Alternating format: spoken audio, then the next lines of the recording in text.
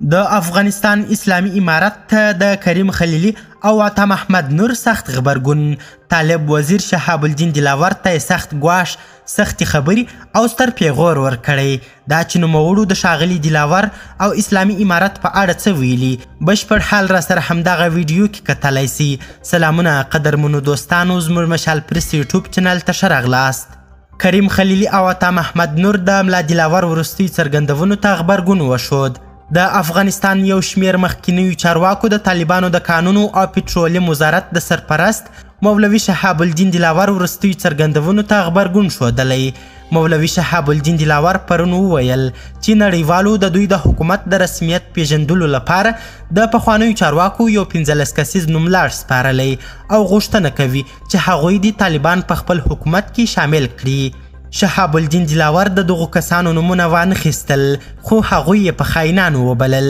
د ملا دلاور یادو څرګندونو ته د پخواني ولسمشر حامد کرزي، د حکومت دویم مرستیال محمد کریم خلیلي او د بلخ پخواني والي عطا محمد نور غبرګون ښودلی دی.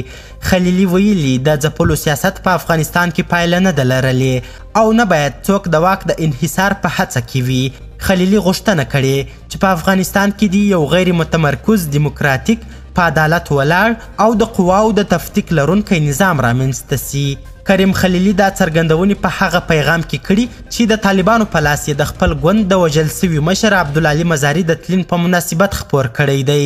هغه په دې پیغام کې د مزاري د تلین په نه لمانځل کېدو هم خفګان څرګند کړی دی. د بلخ پخواني والي عطا محمد نور بیا طالبانو ته توند ګواښونه کړي او ویلي چې هغه د کرزي او غني معاونیت رد کړی و. له طالبانو خو بیخي څوکۍ نه غواړي. د عطا محمد نور په خبره ملا دلاور هسې خپل حکومت ته غره دی، ځکه د ده په خبره د حکومت د اصل د میاشتو ورځې پای ته په رسېدو دي. عطا محمد نور له ډیرو څه ویلو پرته ویلي چې که طالبان خبرو ته حاضر نسي، د پرځولو لپاره به یې مبارزه وکړي.